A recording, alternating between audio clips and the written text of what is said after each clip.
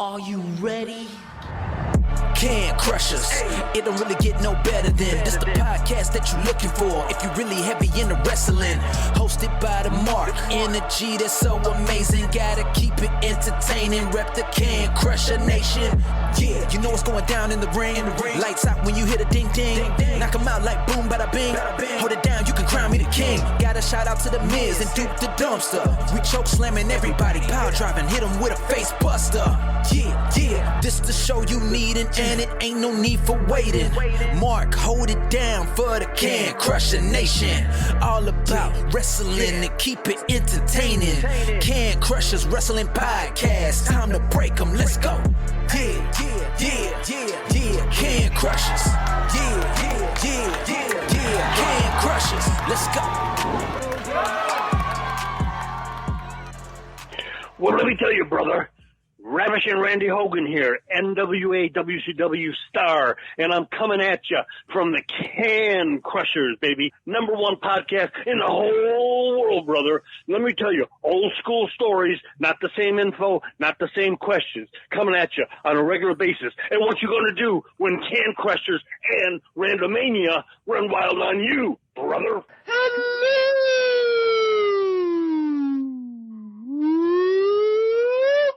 Welcome to Can Crushers Wrestling Podcast. I don't know where that came from.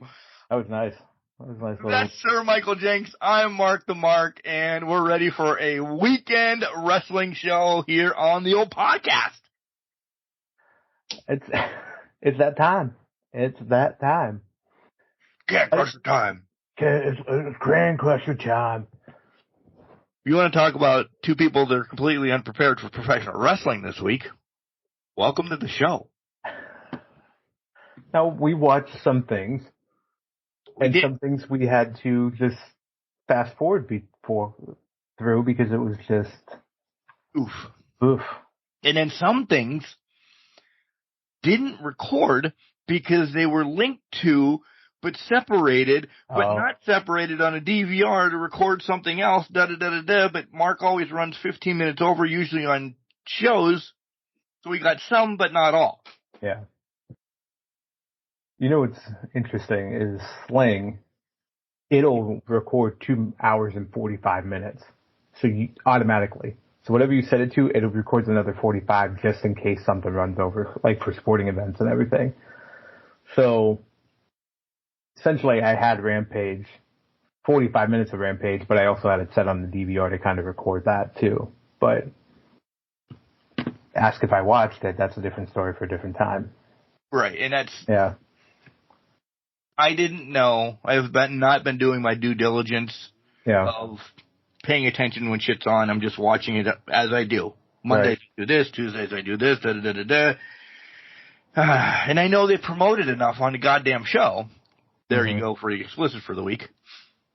But sometimes I don't pay attention. If you've been around Can Crushers, there's something unwired upstairs sometimes. Well, it doesn't help that I didn't see it until actually Dynamite was on. So I didn't prepare because I didn't watch it live this week. So I did not prepare my time correctly to say, I need to watch Rampage as well on Wednesday night. That just didn't happen. That went out the window. Right. So it was what it was at that point. But this is a week for Backlash predictions, though, because in about 3 hours, Backlash pay-per-view is going to be starting. It is. Uh-oh. I think my neighbor, we do chores together. I have the lawnmower, he has the weed eater. So I think he's weed eating the yard right now. Oh, boy. Which is good. That's Prior good. to the rain, but different story, different time. Ouch. But yeah, well, here's the thing about today. I don't know if you've seen this all. I'm seeing clips, highlights of SmackDown bleeding out from because apparently it was live in France. They showed it live in France tonight. So it was coming up. There's clips. Everything's out there right now for what's happening with it. Yeah, as recording, essentially. As we're recording and all that stuff. So, But SmackDown's done. It's over with. We are now on the road to Backlash in about, to less than 24 hours because I'm not doing that math right now. I think it's at 1 o'clock, but it's on. It's just, everything was leading up to that from WWE standpoint, so we got to do Backlash predictions. But I don't think they're going to shake the world, if you will. Because I don't either. Yeah. It just... I don't either. Plus, no disrespect, stateside, at like 6:08, Backlash will be over by then. I guarantee it. Oh, 100%. But if it wasn't, I would have to be switching channels at 6:08 for one thing. What's tomorrow? Oh, yeah, the Kentucky Derby's tomorrow. Yep. The one horse race of the year that I watched. You got to watch it. I haven't even done my research on that. This has been a crazy year. A crazy week, I mean. It might have been a year within this week, by the way, too. It's a crazy week. I haven't seen anything about the Kentucky Derby yet. It's usually that's the day up. I did hear that it's going to be muddy, rainy. So take a long shot. When you're doing you might have to. Doing your bets tomorrow with your millions. And millions. Make sure you take a long shot. That's all we can tell you. But I will at least watch it and see what's going on. I'll pick somebody as you guys are listening to this. Okay, guys, we have limited hot topics this week. Very limited hot topics. I got one. Probably one of them. Well, yeah, I got one for actual wrestling, but let's talk about this. How do you pick your Kentucky Derby horse? Do you look at the conditions? Do you look at betting odds? Nope. I was going to ask, do you do name? Yeah. Because I like the stupidest name. I agree. The dumbest name is the one I would rather go with. This is 2004. What am I doing? Not that I can tell you that win unless I Google it real quick. I can tell you who wins that one. I was trying to look at the name list for 2024, but God forbid I type in the right year. Let me get it up here. So as he's doing that, you can tell we really don't have a lot of hot topics. Because I'll tell you, I'll go first real quick. Yeah. A softball tournament that happened in one day because of weather around here. So we jammed a whole softball tournament in one day.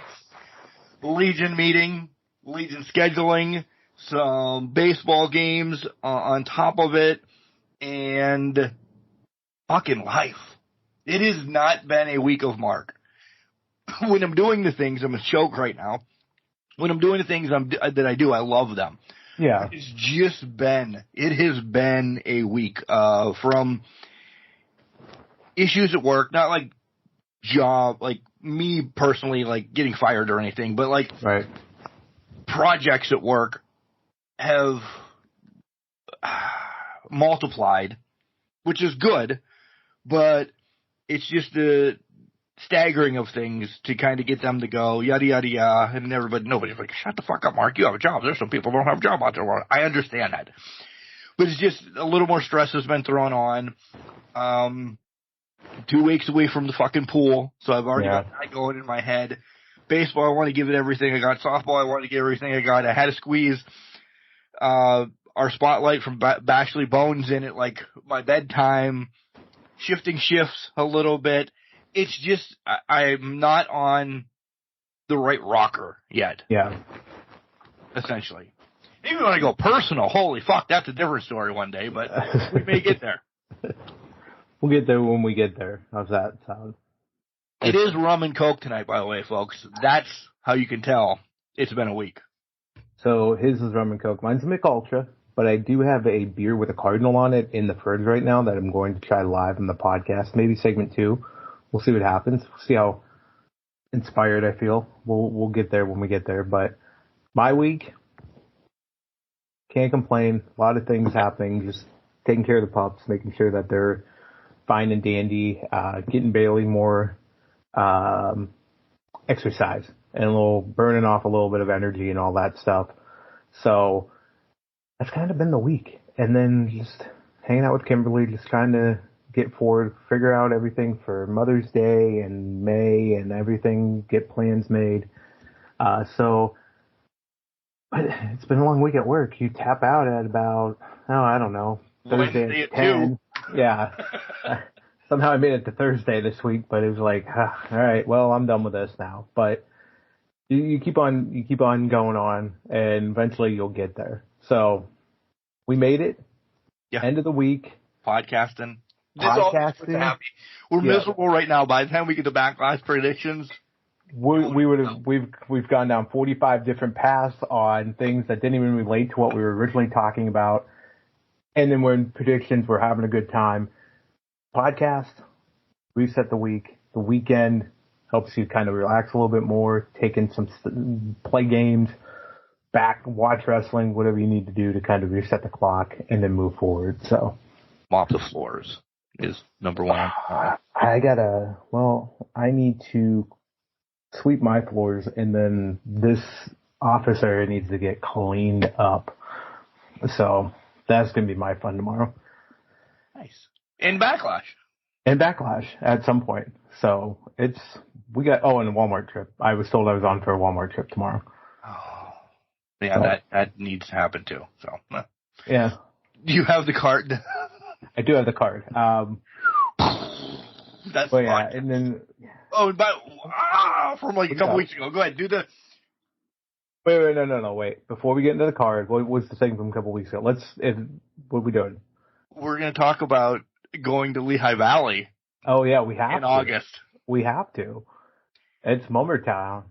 Yeah, guys, you know how invested I still am with the Mummers that came out with Seth Rollins. There's some hot topics, by the way. He re-signed today. There you go. I was so pissed when I saw that this morning. I'm like, come on, man. I've been on the horse of you going somewhere else, but. Which means next week we're gonna hear the Becky's re-signed, yeah. Yeah. Especially with the title. We'll get to that. So right after WrestleMania, you guys knew how much, it was called Mummer Mania, essentially our podcast of the week. It was a day later that, just looking at minor league games, looking at stuff, and Lehigh Valley, which is in Pennsylvania, popped up. And they're doing a whole Mummers type of outfit. So good. That's why the picture of Mummers is in the thumbnail this week. So you guys, what the fuck are they talking about now as you're looking at the picture? Look at that shirt and hat. It's unbelievable. That hoodie's got to be happening. I don't have a great yellow hoodie like that, so that's... I don't either. I mean, I brought a yellow one I bought a Padres hat when I was in San Diego. I haven't worn it since. But I bought a yellow and a brown hoodie just for okay, I got a matching thing. Just haven't worn it. It's not that bright. It was like a golden Padres color. Also, yeah, even my pit yellow hoodie isn't as bright as this Mummer one is. Yeah, that Mummer one is. You're standing out in a fucking field with deer at nighttime during hunting season type yellow. That's what that is. The sun. The sun. No, the sun. Bright as the sun. Yeah. Oh, I'm pissed. I didn't buy the shirt yet, and the shirt sold out. The blue one. They have smaller sizes in that one, but yeah, well, the big boy sizes are sold out. That's what happens when you wait. The big boy sizes are sold out. But hoodies, still good. We're still good on hoodies. Still good on hoodies. So we're both going to have to pull the trigger after this. We might have to, actually. Because the hats are probably still on pre-order, right? Yeah, both hats are on pre-order. Damn it. I want a stretch fit. I'm a flex fit guy. I can't do fitted adjustable's fine. I'm wearing an adjustable now, but it's certain hats that I can wear adjustable with. But we both have fat heads. We do. We do. So that's why the Mummers are in the thing. But all right, back to the Kentucky Derby. Anyways, yeah, Kentucky Derby. Okay, hold on. Let me get back to my page here instead of trying to find product. How do you want to do this? Okay, so I got the lineup. There's already one scratch I just want to know the names. Okay. I don't care what line or anything. Well, I'm going to tell you the scratch. The scratch right now, Encino is out. So no Encino Man references going on at the Kentucky Derby tomorrow. So wouldn't have picked him. I wouldn't have either. Yep. All right. 1 through, 19 now. Well, 1 through 20 because there's 21. Dornoch, Dornoch, not that special. Sierra Leone, Mystic Dan, Catching Freedom, Cadillac, Just Steel, Honor Marie, Just a Touch, T.O. Password from Japan, Forever Young from Japan, Track Phantom, West Saratoga, Endlessly, Domestic Product, Grand Mo the First, Fierceness, Stronghold, Resilience, Society Man, Epic Ride. Oh, Epic Ride is great. Society Man, you could do so much with. Grand Mo the First, he's regal. Yeah. I'm a fucking child, so I'm going to take Just a Touch. Because I think of just the tip. I knew it. I'm going Grand Mo. I'll go Grand Mo right now. I love that name. Grand Mo the First is a good one. So we need to write these down. We will forget by next week. Yeah. This is part of our Backlash predictions is who wins the Kentucky Derby. Grand Mo. Okay. So Just a Touch coming out in the 8th spot. 10 to 1 odds. No way. Not the best, but he's got 10 to 1 odds to win this. Grand Mo, 50 to 1 odds. But it's supposed to be muddy. It's supposed to be muddy. He is one of the worst. Grand Mo is tied with West Saratoga and Society Man with 50 to 1 odds. Just a Touch, Forever Young, the only two with 10 to 1 odds. Best odds of the night, Sierra Leone. So I might remember that name from last year. I know. Yeah. I was going to say, it was familiar from the Kentucky Derby. Obviously, it's place, but yeah. Yeah. So I got nothing. We rambled through my section. You said you have one? I mean, we have to acknowledge the mythicalness of what Joe Hendry has done in the terms of pop culture relevancy. He has hit number 1 in the UK for many days now. The song is going strong on Apple charts everywhere. We have to believe in Joe Hendry. And it's all over TikTok. It's all over my TikTok. It's all over TikTok. It's all over Twitter. It's wherever you turn, you're seeing Joe Hendry. And let's be honest, give the man his due. Last night during Impact, the wonderful apology of sorts to Top Dollar AJ Francis to the tune of Creed Higher, which was a fantastic video. Probably the best thing I've seen in wrestling this week. And people can come for me with that. But it was pretty epic. It really was. Keep it going with Epic and the guy, the horse running and everything. It was pretty epic. And I'm seeing people that I know personally doing TikToks now just so they can do something with Joe. Yeah. They'll have something in the back and they make sure they get their hands clapping and this and that. How long does he stay there? Does his relevancy transition to an AEW or WWE? And I'm not knocking him because he's fucking running the world right now. Yeah. Well, it's a momentum swing for the marketing that he has around his brand, essentially. His brand is off and running. Does he cash that in? Is he under a contract where he can't cash that in? If he is, shit sucks. But hey, you know what? You're still at Impact. You're still on a national brand. You're going to get TV time. They better put the rocket to his ass then. And I know it mostly is. It really is. But I mean, they need to just continue to push the hell out of him right now. They definitely do. They have to push the shit out of him. Give him some sort of title shot. Get him out of the feud with AJ and move him into something. I'm not saying with Moose right away, but get him somewhere. Get him something with Nick or something like that. Just get him moving up the chart, if you will, lack of a better term. Nothing against AJ again, but another noteworthy opponent. Yes. Have it be Nick, or even if he loses the Moose, I think this would benefit him. He says, look at me, I'm running the world right now on all social media, I can take you, Moose. Yeah. And Moose just cripples him. That's more of a win for him. because you believe that he's going to rebound and come back and. Yeah, I mean, at that point too, why don't they have the digital media championship? Give him that.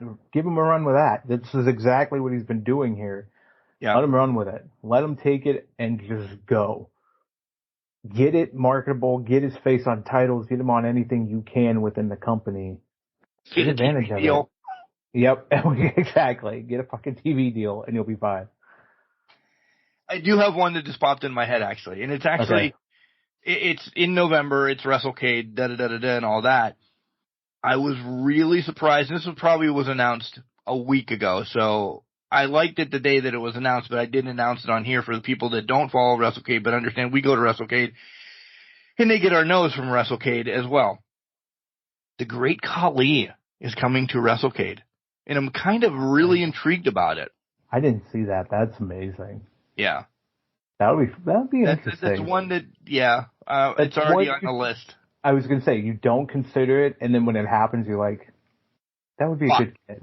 Yeah. That would be a good get. Yeah, because he doesn't come over here much. He doesn't live in the U.S., so he's... Right. Yeah. So I think I really think it's one of the ones. It might be a pre-order, actually, to make sure that I am in that pre-order line if they cut it off. Yeah, that might not be a bad idea. So, yeah. It's a mighty signing. It is. It's pretty cool. It really is. It is a very cool one, yeah. He can sit over there on the wall with Skinner and Berserker and Zeus and Outback Jack. He can't be on the wall with, like, the cool people. But he gets that one. He gets on the wall. Yeah, why not? At least he gets on the wall somewhere. Right. You're not in the binder. You make the wall at least. Take what you get and be happy with it. Right. I've been out of frames for months now. Have you? Hey, I don't know why. Just because, listen, I haven't been to the Walmarts in probably 2 months either. Because when you have two people that live in this house that go to Walmart either every day separately or every other day opposite, there's a running list. Get this, and I've just not been putting frames on it, but yeah. That's fair. I mean, it happens. I need to go. Maybe I need to browse tomorrow during the rain. Might not be a bad idea. Get a browse. But you only get black frames, right? Yeah. Black frames. Yeah. Because Sunday is national holiday for me. Why do you think I have my piñatas hat on? I mean, how are you celebrating your national holiday? Video games and beer. Yeah. Is it Corona at least? You want me that or Modelo's? Oh, there you go, Modelo's. That's good. Yeah, one of the two. There you go. One of the two. Yeah. Perfect. You have to do Corona with lime, right? Yeah, I would. I think you have to. Yeah, I can't do it the other way. I'm not a Corona fan. I'm not either. It will only be a 6. You gotta add a fruit to it. If you have to add a fruit to the beverage to make it digestible, it's definitely not in the top 1,500 and whatever for me. No, it's not. When the fuck are you guys going to talk about wrestling? Here in a second. Do you need to add an orange to Blue Moon? No. I can. Enjoy adding an orange to Blue Moon? Well, yeah, of course. I mean, it's adding more to it. But you don't need to. I don't think you need to, but... I agree. Again, you need to add a lime to Corona, though. Yeah. But that's the same thing with, like, a land shark, too. I can't do a land shark, but if I add a lime to it, I'm good with it. But I also do, I will say this, I enjoy the land shark. Regardless. Corona, no. I really don't like either, but I would be doing my essays wrong if I didn't have one of these. I'll say this. If land shark is best when it's on the bay. That's because you're there. You're there. It's a situational beer thing. Yeah. If you're down there, you're like, I want to enjoy this for a lot longer, do Land Shark, have a couple, you're there. You're embracing what it's about. If you're at home drinking a Land Shark, you got a problem. Right. It's like sitting home on a Friday night doing a podcast drinking rum and Coke. I don't think that's a problem. That's an opportunity. That's amazing. Ain't one. 99 problems, but this podcast ain't one. That's for sure. There's so many names that have been thrown out so far, and we really haven't discussed them. We are pausing right now after we give you all the due diligence to buy stuff and everything, and then we're going to actually start talking about professional wrestling. Right? Makes sense. Good. Check out Collar and Elbow hats, hoodies, tees, all the cool stuff that Al Snow and the Hooligans have down there. Buy it all up. There's Macho Man shirts, Dusty shirts, Shad Gaspar, Animal, Remembrance shirts. They're amazing. The quality is 100%. I've had them for years now, and they're not crap. Use our promo code. It is Scan Crusher, save yourself 10%. God bless you, by the way, I think. Thank you. Had a burp sneak up on me there. Can Crushers, save yourself 10% at collarandelbow.com. Also, we have that affiliate link. Don't forget about that with WWE Shop. Click the link, follow it. Just clicking it helps us out. It may or may not give you a discount. Don't worry about that. The whole goal of the link is to take you to WWE Shop so you can buy the new merch and also just help support the podcast.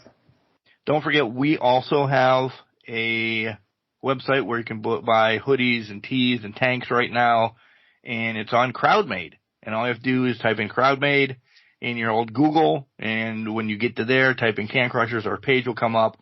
Buy all that cool stuff so you can rep us out and about at indie shows, WWE shows, and any show that you go to. Even Toby. Oh, he passed. Oh, man, that was bad. I was thinking the other guy that sings the new song but Toby Keith came out. I apologize. What new song? Tipsy. Oh, the country guy that covered Tipsy. Yeah. Oh, I fucking love that song. I do. I did not know it existed until Wednesday of this week. Oh. And I was like, holy shit, this is something blew my mind. Also, it's in line with that Johnny Cash chicken robbing this bank. Have you heard that TikTok song with all the dogs and animals and that they use for guns? Yes. Saw a possum one. It was full circle. Somebody had a bird. Somebody had a bird. Somebody had a possum. There was a raccoon in one of the videos. Everyone's so creative. Anyways, we're paying bills here. Yeah, so check out CrowdMade to buy our stuff. And guys, really quick testimonial. You've heard it for the last couple of months now. Go to Dubby. Try some of their favorite flavors. There's no carbonation, no calories, no crash. It's the best energy drink I've really ever had. Should have been doing that right now instead of rum and Coke. Use our promo code CanCrushers. There is a sample pack out there for $20. You'll still get the discount on it as well. Jesus Christ. You can listen to us on any podcast apparatus thing that you want to. If you want to continue listening to this madness, Apple, Spotify, whatever, Podurama still has great deals and discounts out there if you want to sign up now to continue to listen to us. It's seamless transition between your devices for that. And you can listen to us while you're searching up our social media pages on Facebook, Twitter, X, Instagram, Threads, and then any other social media that we might have out there. We're out there throwing the product out there for you guys. Find us out there. Don't forget, we are on YouTube. The way the algorithm works, the episodes are essentially a couple days behind getting on YouTube comparative to all those other ones that we just mentioned. But if you're a YouTuber and you like us there, it is just the audio part of it. Listen, you would have seen way too much already this episode of the shenanigans we've done for us falling on our face early this week. Mark has the guns out too this week, guys. So the gun show is live and well over here. 9,000 degrees already. Fat guy weather is. It's officially upon us. I had a cut off on before the podcast. I'm like, no, I got to put a t-shirt on just for this, and it is fucking. Thank you. It's trying to be nice, but Also, it was fucked up. It just had holes, lettering falling off. It looked like I just crawled out of a heaping hole, like just as a survivor in a cave type thing. Like I'd been down there for 30 years and... When we come back, we'll talk professional wrestling. We promise. We promise. I don't know about that. Tune in for a tune-up. You're listening to Can Crushers with Amber Nova. Hey, this is Bashley Bones, and I just want to say, Can Crushers rocks. You better check them out. Welcome back, Can Crushers fans. If you sat through the first segment, we're getting to talk about professional wrestling. I'm Mark, that's Mike. Oh, I didn't sign up for that. No, I'm just kidding. Not talking about professional. No, talking about professional wrestling. What are you talking about? Yeah, I know. I know. Sometimes this podcast is too strict. I think we should. I can't work within these parameters. Parameters. Is that a thing that we have on the show? It's parameters, but now I'm saying perimeters. It's from this beer, so we're going down now. You got the Cardinal out, huh? I got the Cardinal out. It is 8.9% from a local brewery. It's pretty good, actually. It's a nice sipping beer. I haven't had one like this one in a while, so got a little bit of citrus to it. So I think you would. Oh, I did enjoy it. It's not a lot of citrus, but it's got enough to kind of say, okay, I'll do it. So. Nice. Forgot to mention last week who the spotlight was last week. So if you haven't listened to Slam and Sammy, local Pittsburgh girl, essentially, right after her first match, she came on the show. She kind of, we talked about all that. But this past week, we had Bashley Bones come on, roller derby queen, kind of talking about, listen, she gave me a lot of cool information about roller derby that I didn't know. So that was interesting. And then we went down some bad paths, and she told us some amazing stories about getting beat up and hurt at training, and she just kind of laughed it off. So if you haven't listened to it, make sure you listen to it. Gotta listen to that badass episode, because not a lot of people would laugh it off. Yeah. So that's... Once she went to the hospital, once she did not. So let's leave it at that. Yeah. Great episode. All right, let's dive into the world of AEW. And listen, we still love AEW. We do. It's where wrestling happens, or big boys wrestle, or whatever fucking their catchphrase is right now. I'm not knocking of it. I don't know what path they're taking, though, right now, Sir Michael Jenks. Well, they've definitely deviated off the path of what they were doing with rankings and everything like that. Now it's, you talked about us nice. Here's a fucking title shot. Yeah. You're cool. Here's a fucking title shot. Maybe that's part of the EVP's gimmick now, but people are just getting title shots left and right that don't necessarily deserve them, if you will. And I'm tired of, and I'm officially tired of it, because it happened to somebody this week that doesn't need this type of booking. We had a loss, and then he had to come on just to beat some schlub to get the win. And I'm speaking of Claudio. Yeah. Great match against Swerve. I absolutely loved it. He could call Swerve again next week to get a title shot, because he's got that. This is running through my head right now, so I have to wrap back around to it. He's got that Randy Orton legendary essential in AEW right now, right? Right. So if he loses to the champ, he doesn't really lose.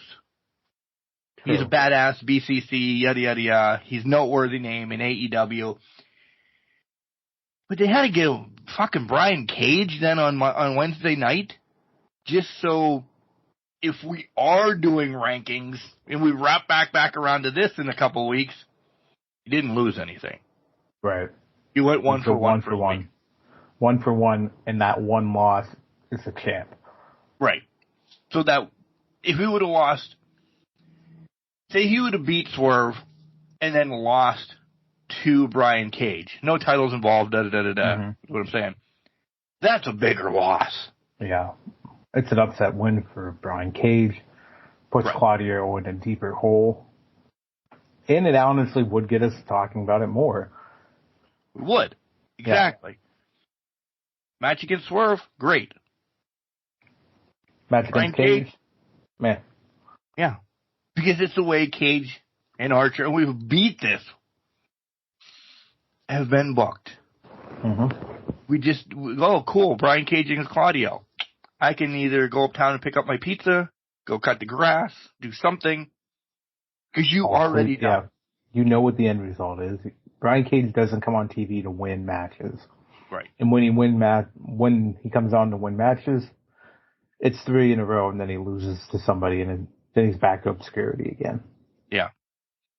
So I really am getting tired of the loss for a win thing, because you can pinpoint it of who's going to get it, this, that, or the other. Yep. I could name a couple that are probably going to happen next week, because you're booked for a match instantly right after. And I'm not saying lower quality to stir the pot or anything, but it's a lower quality somebody. Yep. Listen, Sky Blue's I said I wasn't going to name, but Sky Blue's going to get a huge win next week against somebody. Yeah, more than likely. Me or you, probably. So. But it's going to be a win and give her relevancy and then move on from that. So yeah, the question I was going to ask is, we always do the like Randy Orton thing, like I just brought up. He's like Randy Orton. At least I do. You once in a while you'll throw it in there too. Is Randy knocking on the door of that Mount Rushmore? Because everybody says that. I think he has to be, because of the performer he has been, the legendary villain that he has been, he can make a face run. Yeah, he can make a very convincing face, but it's really that legendary status that he's put on the villainous ways, because especially the late 2008 through 2010 run, where he was bald, the son of a bitch that was kicking people's heads off, babies' heads off, whatever head was in front of him, he was punting it off and throwing it into the crowd, basically. He was that bastard version, that motherfucker type thing of where you're just sitting there like, this guy is absolutely psychotic, off his rails, off his rocker, whatever it is. And all he's done is evolve the character since then. Continuously evolve the character since then to something that now you hear Randy Orton's music, you see him showing up. It's just one of those things where it's like, holy shit, he's here. It's a bigger production than what it usually is. So it's one of those things that the aura around him takes the cake for it. Do you think on the bed? Just turn around. I knew it was somewhere. Do you think that he's our point even after he retires, to continue to keep saying that? Because we say it now because he is that legend now. He can take a million losses but still wrap back around the next match and you're like, holy shit. Or do we find somebody maybe like a Claudio? Because listen, I think Claudio's on that level. Yeah. I won't say it's... I think we find somebody every time the person that we name goes away, retires. We find a person to replace them as that benchmark.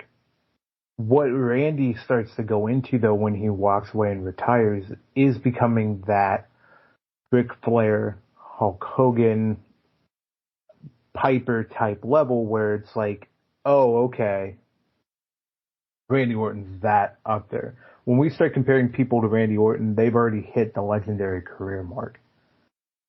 So it's going to be, to your point about Claudio, when Claudio starts, if Randy retires before Claudio, which Claudio is probably going to wrestle until he's 95 because he's just a fucking machine, right? You just start saying, well, he's very Randy Orton-esque. He's very much deliberate. He's a villainous. He's this, he's that. He can be that one-handed card that you can use, that card you can always pick up and say, Claudio's here. He's going to give us a match. He's going to give us a good match. At any point, you can slap a title on him and it's relevant. It's not, exactly. Hey, I'm going to put it on Mark or Mike. Exactly. And AEW has allowed him to get to that level. He was capped. WWE, AEW has allowed him through the Blackpool Combat Club to raise that stock to where it needs to be. Yeah. So, again, the Swerve and Claudio match was great. We're going to rapid fire through AEW. I mean, like hot topics, because we'll talk about Double or Nothing when we get to it. I enjoyed seeing the Beast Martos. That's probably wrong, the way I said it. Close enough.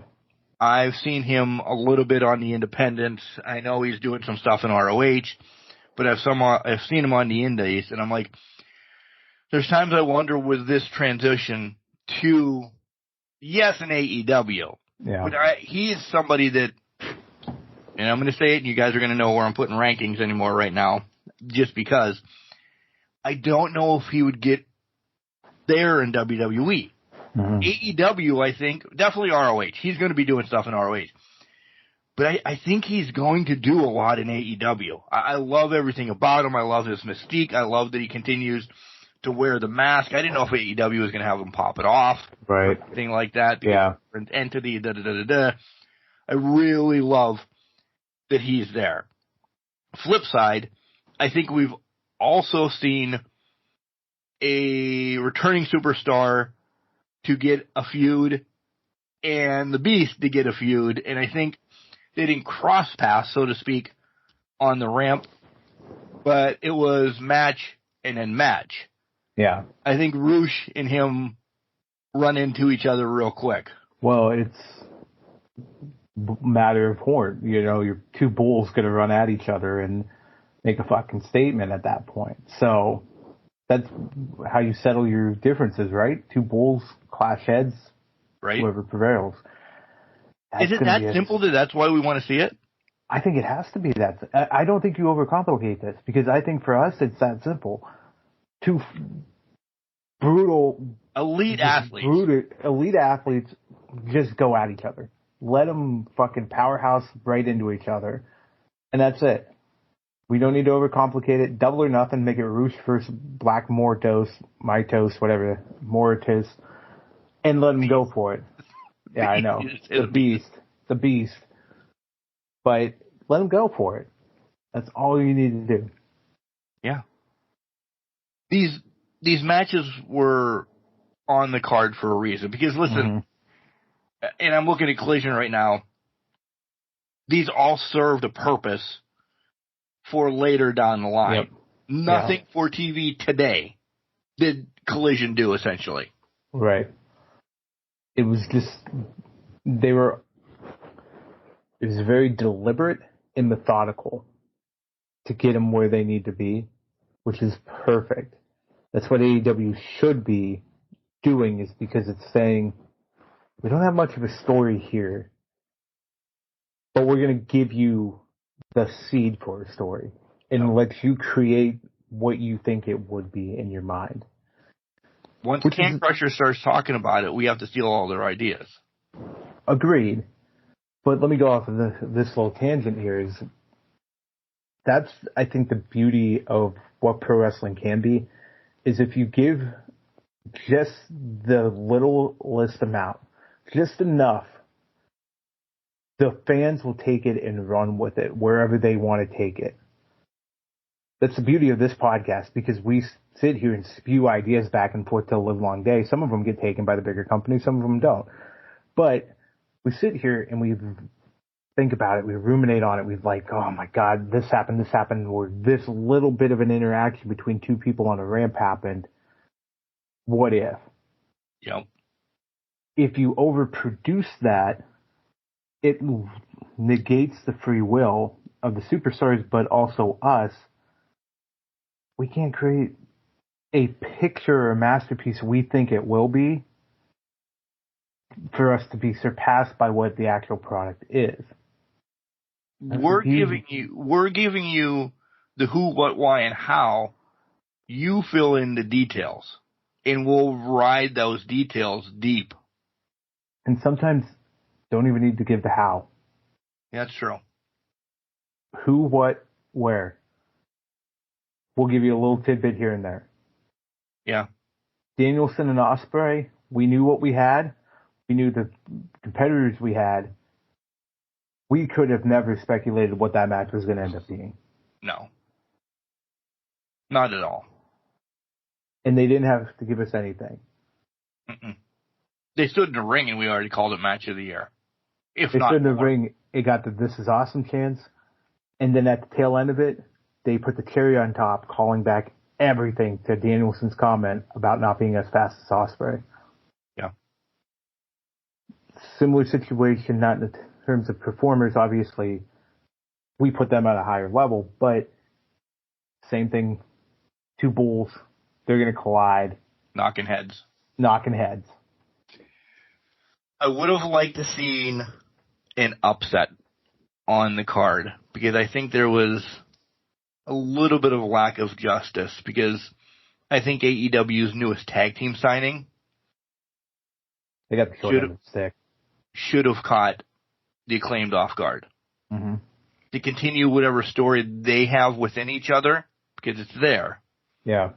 So let this team of the Grizzled Young veterans that we all know, we fucking already, I'll tell you my booking that I want here in a second, and I'm sure it's the same as yours. Yeah. But give them that win. We know who they are. We know what they do. We understand them.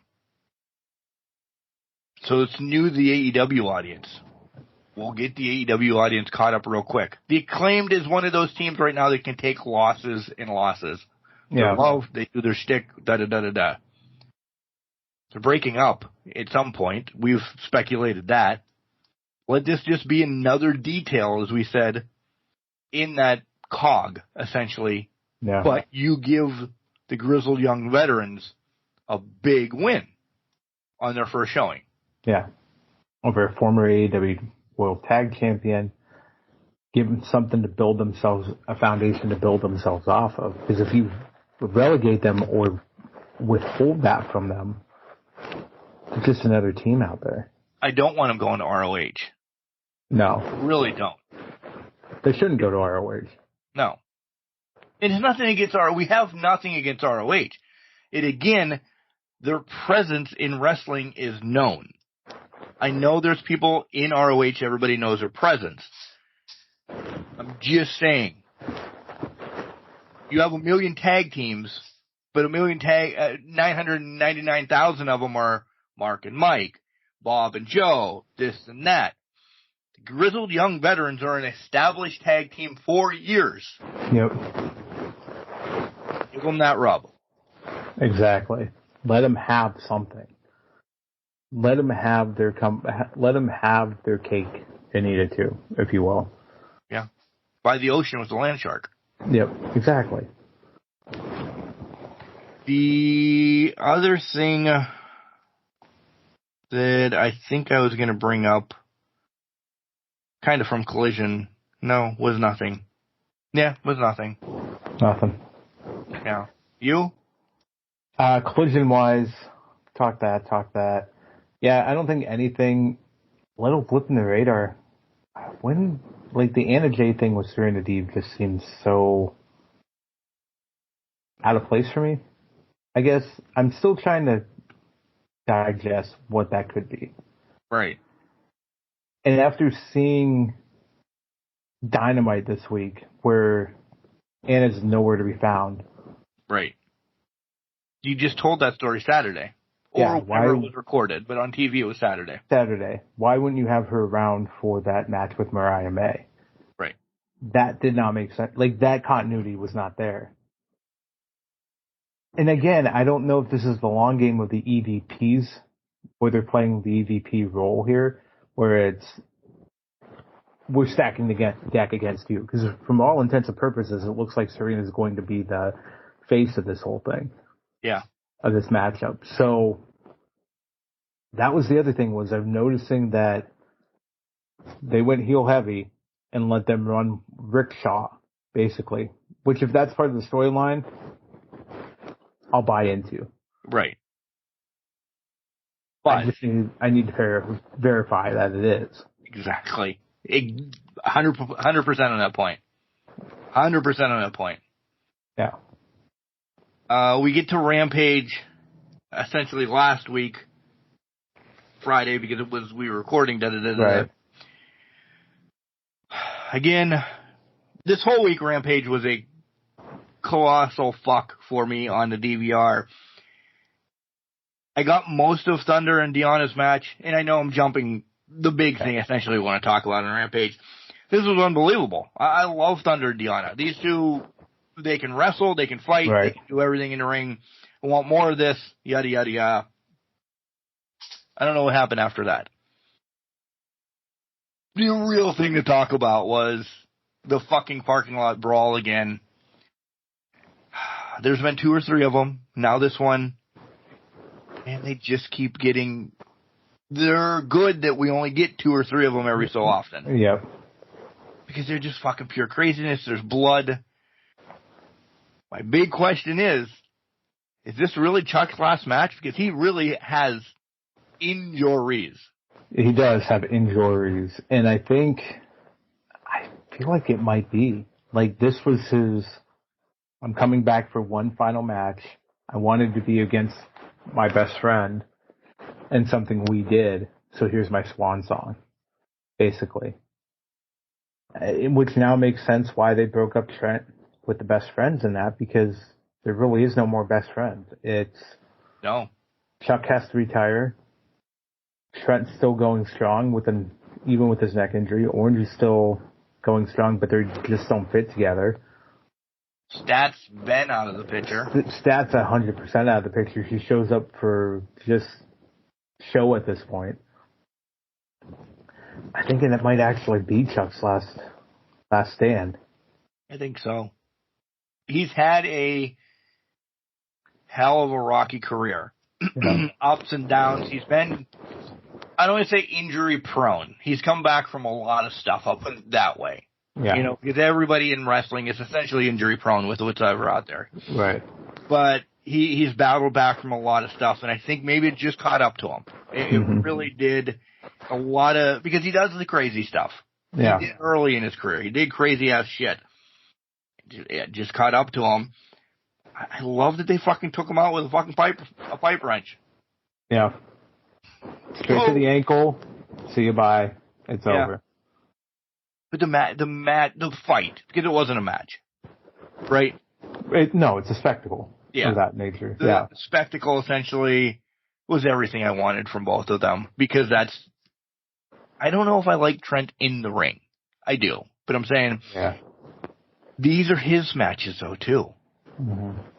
Like, if we don't get him in Orange and Dog Collar Death electrified blowing up fucking Mother Earth match at Double or Nothing, I don't know if I want to see it. He's not moving the needle a lot. Until these. And then when these happen, it's like, I forgot Chuck existed, or Trent existed. Yeah, see? And it's like, so I would agree with that wholeheartedly. I think the one thing to keep in mind is, we did say this a while ago, there are those few and far between matches where he just comes out of his shell. And he's 100% committed. So I think the potential is there for the match. Now, I think the biggest caveat or the biggest key to this whole thing is, what the fuck is Callis up to? Right. What is Callis doing involved in this? Watching the match closely from backstage, to coming out talking in Orange's ear, apparently. It's not Orange. No. It can't be Orange. It can't be. It's gotta be Trent. That would be the only thing that makes sense. I would love the swerve if it is Orange. How would that go, though? You know what I mean? You see this guy for 20 plus years, legitimately laid back, quick thumb up, lazy. We saw Hulk Hogan in red and yellow for 30-plus years. And then the NWO comes along. And then he comes along and becomes NWO black and white. And it gives him another rejuvenation. Yeah. Circle back to the tag team match. Because I did say one thing. I want Grizzled against FTR. Oh, yeah. That's all I really want out of this. They're going to hold that from us for a while. I would hope. Right. But I could see them being like, let's burn you through all the top teams now, and then you can just be relegated to the mid-card of the tag team division. Want. Yeah. But that's what they will probably end up doing. Yeah. I got nothing else on that week of Collision and Rampage. Nah, nothing else for me. I loved the first 30 fucking seconds of Dynamite. Of Tony sitting in the boardroom and then them just cutting fucking feet on him. Yeah. The child, I love it. I knew shenanigans were going to happen then essentially all night. Yeah. But it needed to happen with the way Dynamite was going to end, and we all knew Dynamite, because we all knew Kenny was coming. Yeah. And we knew Kenny was going to be the last segment, main event segment, or whatever. He wasn't talking at 9:15. No. He was the last minute, here's what you've been waiting for the entire show. It's Kenny fucking Omega. He always is. He's from North Carolina. How do you put on Rampage then? And I know, like, that is your big thing of the night. Oh, wait, we have an extra hour that's going to be live on TV as well. We have an hour that's going to have Dante Martin versus Jay White, Kyle and Rocky, and then the street fight. Right. But how do you sell that right after Omega gets dropped? They couldn't find, I know it's NBA playoffs, this that. There was no other possible time that they could buy from TNT. Put it on at, hey, what time? Don't look it up. NBA usually starts at what time? 7 o'clock on Saturdays, right? Right. Hey, there's a pay-per-view in the United States, East Coast, it's going to be from 1 to 4, possibly 5, right? Yeah. That we're going to give predictions to here in the third segment. Why not put Rampage on at 5 o'clock? Mm-hmm. Into your pregame for the basketball, yada, yada, yada. Well, that's the thing, too, is I guess it's because it's later in the week you won't know, but several series from basketball have wrapped.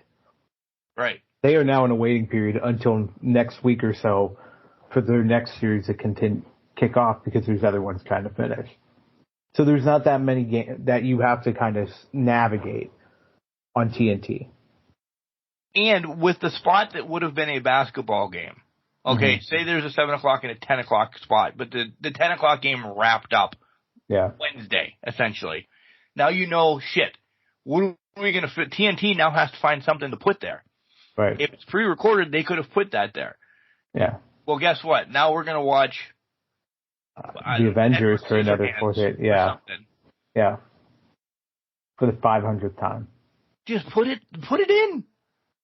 Put that in, and then Man versus World, or I don't know. That's not owned by the same companies, I know, but to that point, if you're buying a television spot, would they not just have the rights to rebroadcast? Right. I mean, they're giving them a taped hour show to do broadcast whenever they want. They could literally sit there and say, "Oh, we're going to broadcast. We need another hour, Phil. Can we broadcast here?" Boom.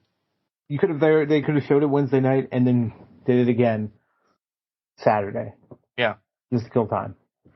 In case it's past your bedtime, we're going to play this again Saturday. Oh, cool. I mean, WWE does it with SmackDown on FS1 multiple times during the week. Yep. So if I'm Warner Brothers Discovery, I'd be like, well, let me throw it 5 o'clock on a Saturday afternoon and see what happens on TNT. It's on TBS, but let me throw it on TNT. It's a parent company. It's apples and apples, essentially. You own the rights. Right. Make it happen. Swerve actually then starts off Dynamite. 3 matches, 3 shows, 1 week. I'm the true champ. Da-da-da-da-da. I'm not a power-hungry bitch like the EVPs. I loved all this. Then he's looking for his opponent for Double or Nothing. We're in Canada. One of Canada's best wrestler walks through the door. And just after a beatdown, and I understand some storylines need to be quick. I don't even know how I'm going to be interested in Swerve against Christian. Thank you, Bailey. I'm not. Bailey has taken all the wind out of the sails, but I'm actually intrigued a little bit. Do they pull it already from Swerve? Throwing that out there right off the bat. No. This is a veteran win for Swerve. But what I think they're smart in leaning on, and Bailey can fight me on this all she wants, they're smart on leaning on the history of All In to build this story. We talked at the beginning, or we talked about already, the rankings have gone out the window. We don't know why. What the hell is happening? But I think this kind of plays into it of, okay, the EVPs are now running the show, so they're going to just give title shots to whoever they want to give title shots to and make it very much as Punk was trying to run the show, they are going to do that as. Yep. So Christian getting title shot when he doesn't deserve it, that's one. You know. But I love the history, though. I did like the history that you beat up my son, and then you lost the tag match, and then I'm going to steal your daughter away from you, which is a bit creepy. But we're gonna go down that path. Yeah. But I think they're playing it right. But we have to turn into something. More. We got a couple weeks. It can turn into something for me. Yeah. I loved everything about the Cope Open, though. I loved everything about the Cope Open. I knew it was going to be Alistair right off the bat. Listen, that's not going to be Alistair. That's your Double or Nothing match. Right. You're not giving. Yeah, we know that. That way yet. I thought it was going to be Brody first, that he had to beat the big man first. They talked that up. That Brody was the guy. They sold me that one. Yeah. I was going to say Brody was sold as the one for the Cope Open. But I guess to that point, that makes sense he wasn't, because there's a pecking order within the House of Black. There is. And Brody is the enforcer and the number 2 to the number 1. Yep. So everything after this match also was amazing. Oh, from them telling him to smack him, hit him with the chair, to Buddy sitting there, even telling him as well, hit me. Do it, hit me. And then Cope hesitating and trying to go out, thinking about going after Malachi, and then cut to black. I said this a month ago, maybe. Cope, House of Black, Alistair wins title, maybe? I think we both will say definitely at Double or Nothing. But he also wins Cope, right? Yeah. I think he has to. You've already misted him. You've done the mist. You're now getting in his head, convincing him to take shots that he was already going to take, but you're making it seem like it's your idea. So then you're confusing him even more. he's going to turn him into a pretzel, a mind pretzel, if you will, to get what he wants. And that's the perfect angle with this. That's how you get past the legend. That's how you get past a veteran of the game, if you will. And at one point, we're going to get Cope and Kyle O'Reilly against Buddy Matthews and Brody. Yes, and then I think we get Copeland and Kyle O'Reilly in a match against each other, because that'll be a Cope Open at some point, and that's going to be chef's kiss for what that could be. Yeah, we have, 3 weeks? 6 shows, essentially. 6 shows, 3 weeks. It's going to cook. Yeah. Yeah. This is one I'm interested in. I want to see this go.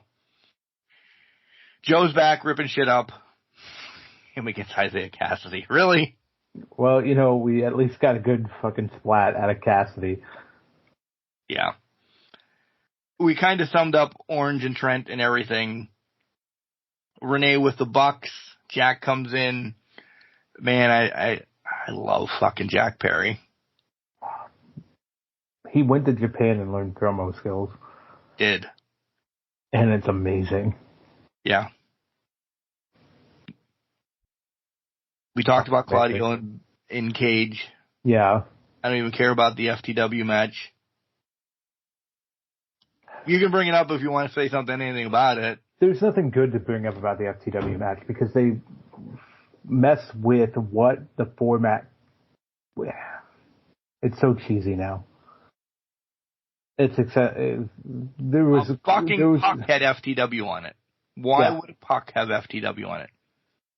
We know the trash cans are gonna. Yeah. Next week a table's gonna be painted with FTW. Watch. Which I'm surprised it wasn't this week, because wasn't it at the pay-per-view? Right. Yeah. It's gonna be so fucking cheesy. That's just gonna destroy.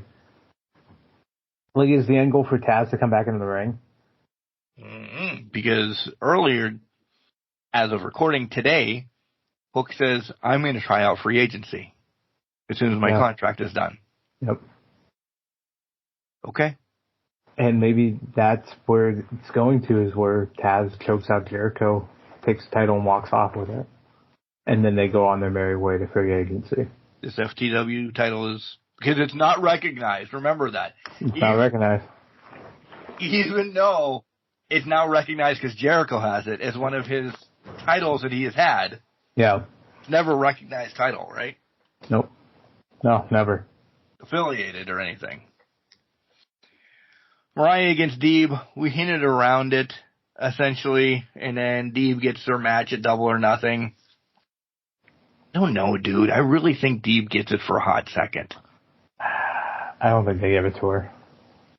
I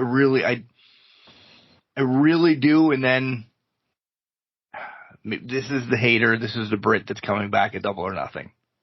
Yeah, but there's too much story to be told with Tony keeping the title past Double or Nothing. More so between both of those. I agree. Yeah. I think Serena's just the decoy of it all. Because Tony wanted to face Serena, defend the title with it. We move her out of the way, then we immediately get one of the other ones. Or Mariah. Or Mariah. Bait and switch somewhere. The story is not the match. The story is what happens after the match. Yeah. There's 3. There's 3 that it could instantly be the next person. And then there's multiple stories with each one of the next people. Yes, exactly. And Mariah came out with last week, the new girl that came over from Stardom. Mm-hmm. And she essentially made out 2 weeks ago. Yeah. Yeah, I can't think of her name right now either. Yeah. But there's already seeing something between her and Tony. Like, why would she, if it's best friend, I understand that, but it played out on TV. So there's already a split there. That she came out, she remembered her from Stardom. The splits there, I think it's also, it's how they can turn the story into something more. Instead of, Mariah's just thinking about it or whatever.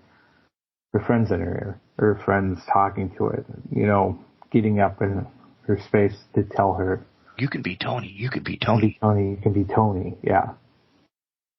Yeah. You caught it. Then we get to the Kenny stuff, which, man, he choked up for a while. Some of it was... Diverticulitis is going to be... too close to home. Yeah.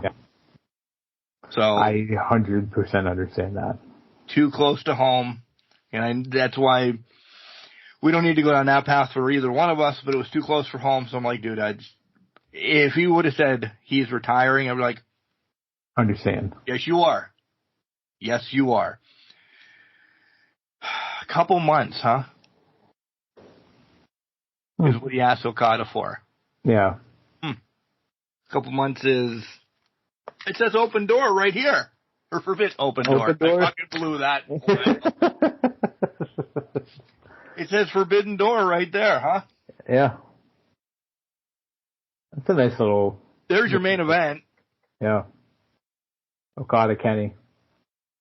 Well, and everything that transpired in that whole situation solidified that main event. Oh, yeah. Yeah. I thought Tony Schiavone was going to die on commentary. He sold, and I'm not knocking this between me and you, you know this. He sold diverticulitis better than anybody else has. He sold it more than Sting showing up. He really did. He sold it more than what Sting was showing up. Like, he was... Which is good. No, I agree. We joke around, but listen, this is a deadly disease, folks. Well, yeah, but from terms of wrestling, they're selling it appropriately so that when Kenny comes back, it's the Messiah complex of it all. Right. He is the savior to the Elite. He is the ace in the hole to knock the Elite down a peg. Okay. Well, I was going to say, you said savior, and I was like, well, no, I think he's the disruptor of the Elite. The Elite start falling apart again then.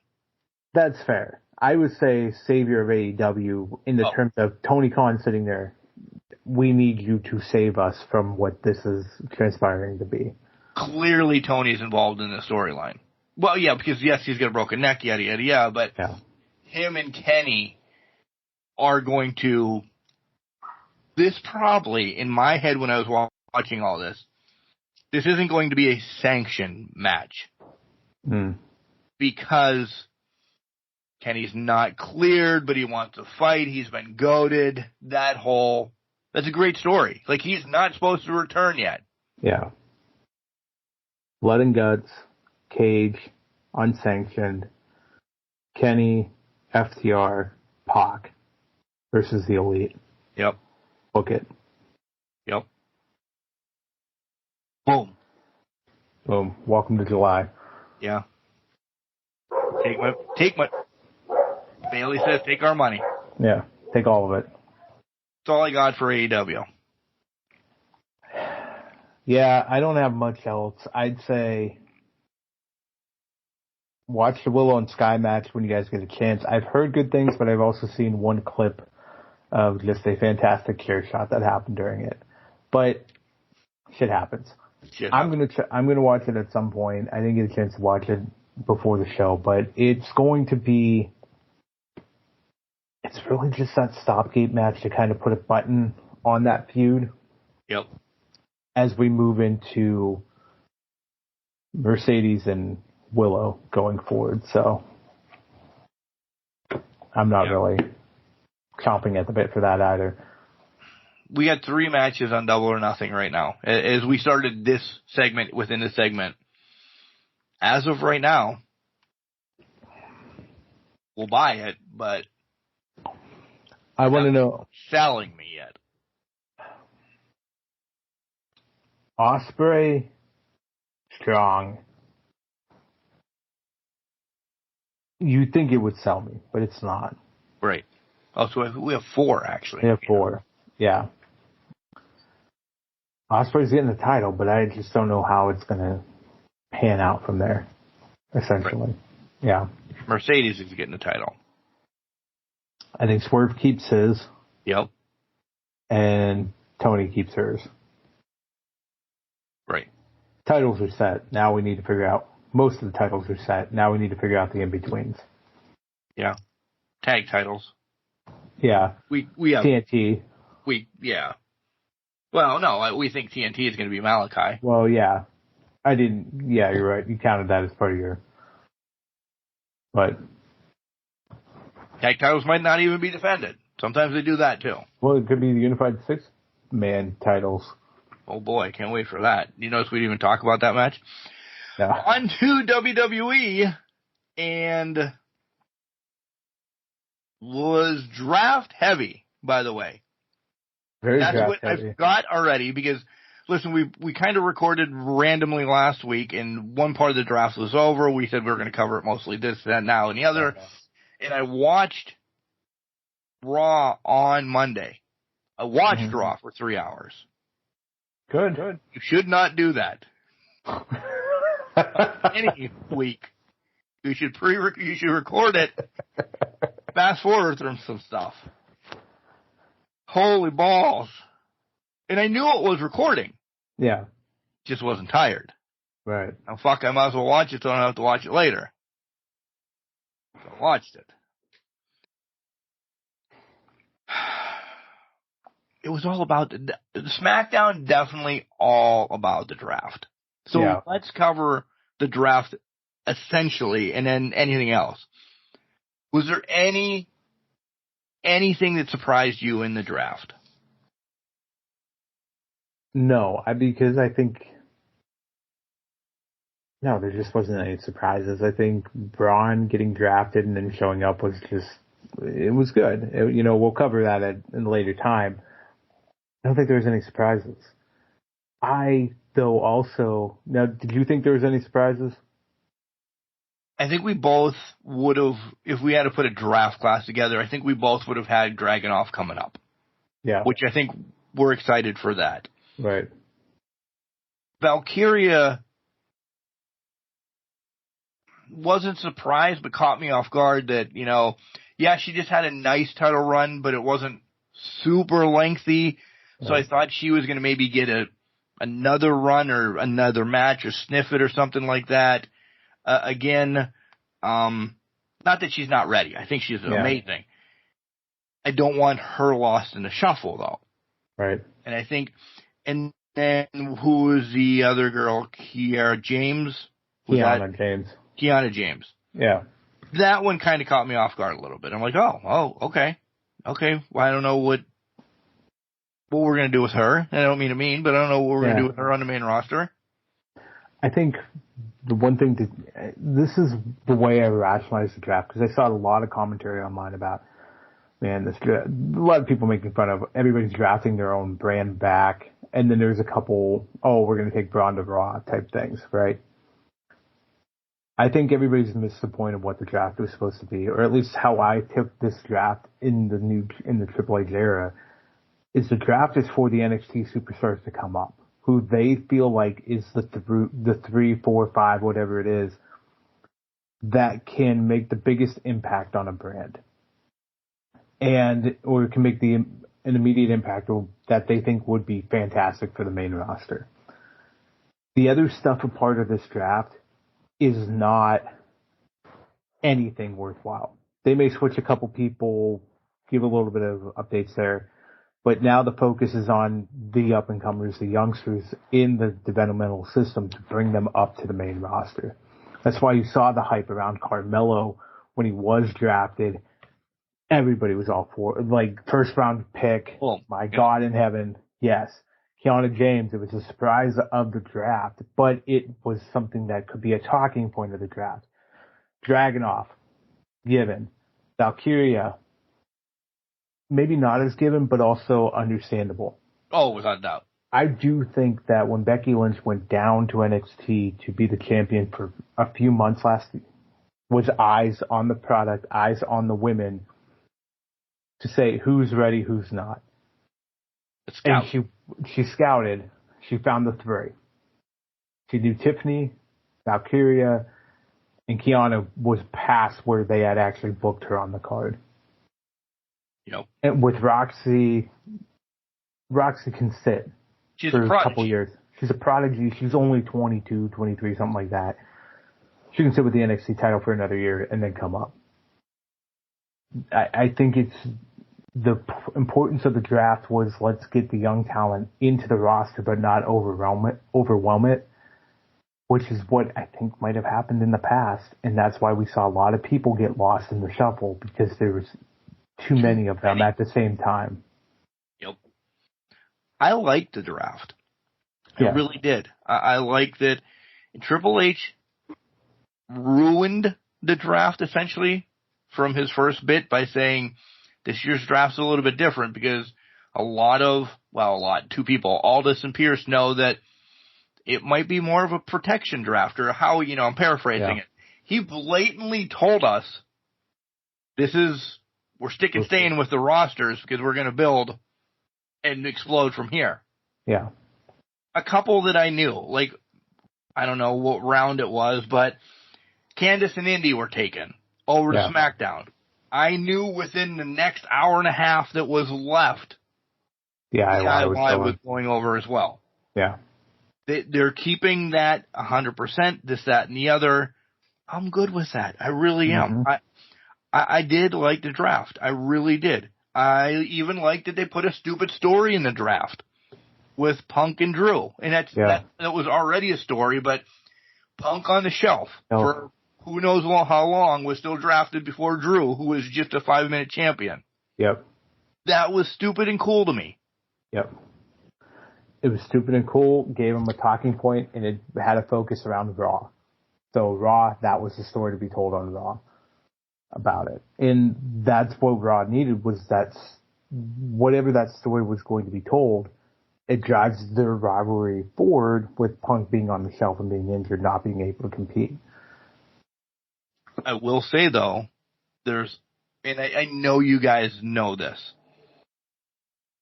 the LWO coming over to Raw is forcing something for Survivor Series into Rumble or WrestleMania. Mm-hmm. And they both have the same last name. Yep, 100%. It's just a line in the cards. Yep. It's all it was. If you didn't catch on to it, I apologize.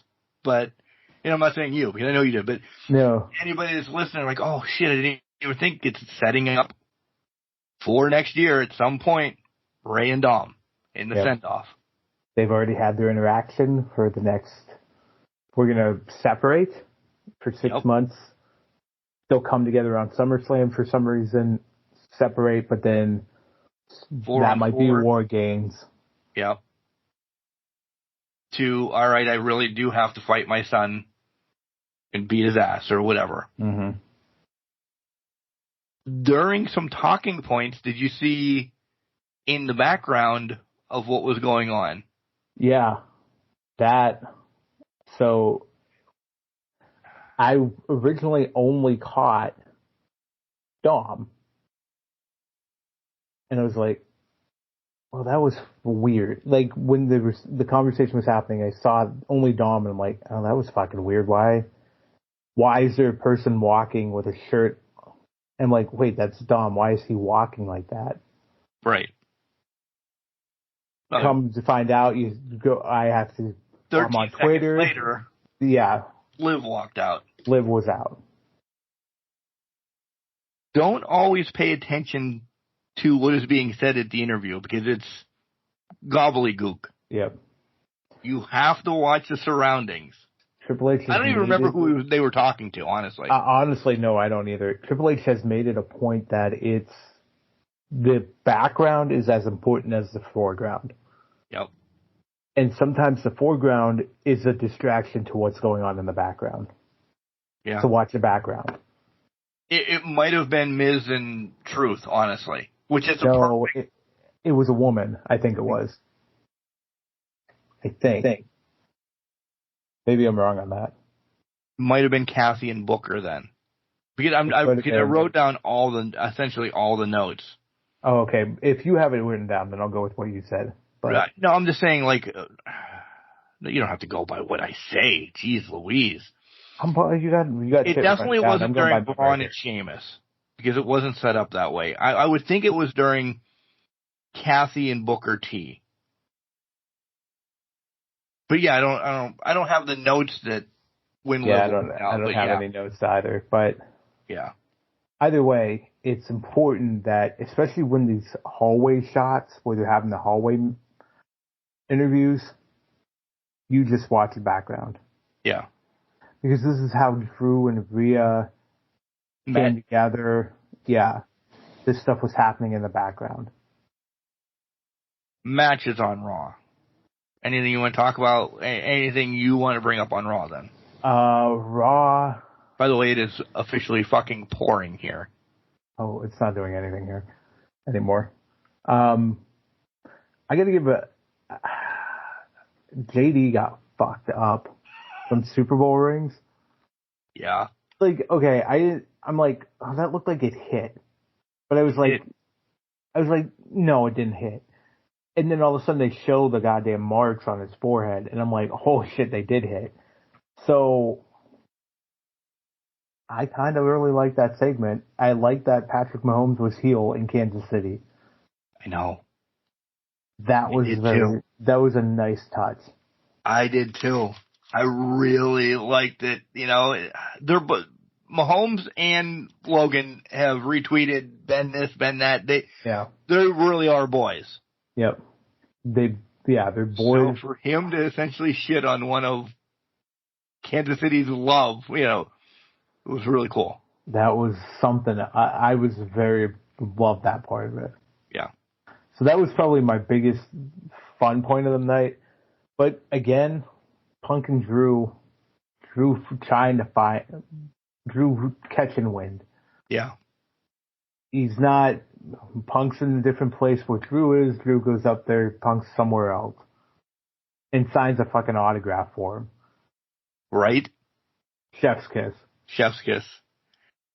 Hey, I only have 5 minutes and 46 seconds for my promo. Yeah. When he's good, he's good. When he's managed, I'll put it that way. He is the CM Punk of everything that we love. Yep. Phil Brooks does need WWE to remain awesome. When he goes on his own tangents, though, is when he's the worst for the business.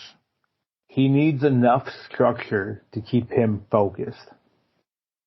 If he doesn't have the structure to keep him focused, that's when we get the dangerous Phil Brooks. Yep. That's the problem. That's always been the problem, is if you leave him to his own devices get the best of him. Yeah. You can let him cut promos, let him do whatever he wants, let him come up with them any way he wants. Just give him the guidelines. Yeah. If these 5 things, we're good. I was disappointed in one team not being drafted. The Unholy Reunion. The Unholy Union. Like, we had them for like a month that they were being built. And they didn't get drafted. And I'm like, really? Why? Why not? Because they are a tag team. I thought they did. I think they did off of. Oh, they got drafted. Yeah, maybe they got drafted off the show. Yeah, off the shows or something. It was after SmackDown. I think they went to Raw, if I'm correct. But to your point, they should have been featured. Why not on the show? And that was a lot of things. There wasn't a lot of female tag teams or tag teams in general that were getting shifted. Like, you had your standard ones, New Day. Right. You know, but the up and coming ones were more, we need to match DIY because Candice is going to SmackDown. Off air, you're going here. Right. So, the one thing I did hear interesting, though, 2 things that I want to go off with the draft a little bit, but rosters don't lock until this Monday. Correct. heard the rumor that they are planning to do trades of sorts throughout Monday Night Raw. Correct. To make it interesting. And something big is supposed to happen as of recording right now on SmackDown. So, I've seen clips, obviously, of SmackDown bleeding in before the show. Right. One of the things that has happened, now putting all of this together, is making me really think it's going to happen on Raw. Because they have to set up for the Netflix deal in 2025. Right. Read between the lines. Right. Things we're talking here, you guys have already watched SmackDown, so you're going to get this real quick. Mark, I don't think has any idea this has happened. No, I have not. I have not. You haven't seen anything. Things were admitted during SmackDown to Nick Aldis that now makes me think he will put somebody on the table who's generally not on the table, maybe somewhere around the table. He's going to put him on the block. Oh. I got it with the first table reference. Yeah, but I want to throw 3 more in there, just in case you thought it was the Dudley Boys, because they were on both shows randomly. Doing the same shtick on both shows, by the way. What did you think about the Legends coming out, or the War Rooms and the Legends coming out to announce the picks? The War Rooms were absolutely horrible. They were shot fucking GoPro, and alright guys, pretend he's mad. Throw a hat. What? Terrible acting. Oh my god, they were absolutely horrible. I hated the War Room segments. Anything. The Legends I'm used to, essentially. Yeah. The pairing of Teddy Long and Medusa, some of the pairings, whatever, but I'm alright. They just come out. The Logan one is the one that fucked me off, because I can't say I hate Show Sizzy or whatever the hell his name is. Show Speed annoys me. Thank him. Yeah. And the only reason I know his name is because I could not figure it out at WrestleMania when they said it, so I had to look it up 14 times and had to figure out what the hell it was. But to that point, I really want the GMs, though, the brands, to do it like the first 2 rounds of each night, and then bring the Legends in. Well, and then have different Legends each night. This year's different. The first one was Tripp, the first one was Steph. Yeah. I give you a reason. For a reason. But moving forward, I agree. Your first round pick should be picked by Aldis and Pierce. And then trickle off. I would say Aldis and Pierce, give them first, second round. And then first hour, whatever, you do that, and then we'll have the Legends come out and do it. Yeah. But this year, I think, was different and needed. That's fair. It was needed. It also reestablished that Steph is doing stuff with the company again. She's more comfortable being back, et cetera, et cetera. I was hoping we were going to get Steph on one of the shows. Yeah. So her to start Raw was, I think, apropos, essentially, because... Agreed. Listen, yes, SmackDown does get the ratings, is now the bigger show, if we want to call it that. But their fucking flagship show, for 30-plus years now, is still Raw. And it's going to become the flagship show again. Yeah. In 2025. Yeah. Without a doubt. Because of everything going on with Netflix and all that shit. Yep. Tables and stuff. The only match, Liv and Nia, writing was on the wall. Mm-hmm. I just didn't know how we were going to get there. Right? Everybody knew Liv was going to win. Liv was going to take on Becky at Backlash, yada, yada, yada. I didn't know how we were going to get there. And I love that Tiffy and Naomi kind of caused that distraction to continue to play their story as well. Yeah, now, this is for predictions probably, and so maybe I should ask it there, but I'm going to throw it in here. Does Nia disrupt this triple threat during Backlash? I guess you're going to have to wait in the next segment. Do you have anything else on? But I'm just throwing it out there. I'm just, throwing it out there.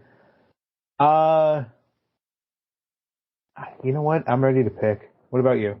I'm ready to pick too. All right. Hey, everyone. You're listening to Can Crushers Podcast with Big Time Bill Collier. Give it a try. Give it a listen. You won't be sorry. I believe in Can Crushers. Welcome back, everybody, to Can Crushers Wrestling Podcast. It is prediction time. We are here. We are believers or believers, depending on where you sit. What's up? When's that happening? Tomorrow night. Yep. Or tonight for you guys listening. There is... So again, I've watched SmackDown. I'm trying not to bleed into it too much. The QR code came up, so the video is leaked online for this week. There's about a 20-second promo for Backlash before they actually got into the actual video on it. Pretty on the nose. The other flip side of it is there's a We Believe on the QR code that for a frame turns to We BO-lieve. The E changes to an O. So I think it's going to be here soon. I do recommend, if you have not seen the video or watched SmackDown, you watch it before the show. Creepy as hell. Kind of ties back to Bray Wyatt in a certain way, which will become blatantly obvious very quickly when you see the video. We'll cover most of that, though, next week. We will. We will cover all that next week, but just so you know. Teasers. So if you haven't watched SmackDown yet and you're listening to this, it's pay-per-views in 2 hours. Or you're talking on this podcast right now and you haven't seen SmackDown yet. Well, it just started. I agree. I'm just saying. Well, it started for us while recording. Right. I will watch it in the morrow as I'm folding laundry. In the morrow? Yeah, tomorrow morning. I just said in the morrow, but that's fair. Yeah. Yeah, I got you. Both together. Okay. But it is prediction time for Backlash. It is. And there's some, as Jenks made reference to, that could line up because of things lining up, and do they pull triggers? Is this too early to be pulling triggers? Is it a big surprise with somebody because there's a triple threat? So let's go. Let's do it. Let's fucking go! Woo! All right. This is for nothing because I'm a bag of shit. By the way, you ran fucking 2023 and I'm sucking ass in 2024 already. You're in desperate need of a win. Yeah. There's a win here that needs to happen. Maybe it comes here. It's a non-title match. We'll see what happens. Eliminator match. So let's start. There are 5 official matches on the card for Backlash tomorrow. As of right now, of recording, if they add one afterwards, who knows? Yeah. The first one, though, is the women's tag team title match. The Kabuki Warriors versus Bianca and Jade. How you see this play out? Team Storm.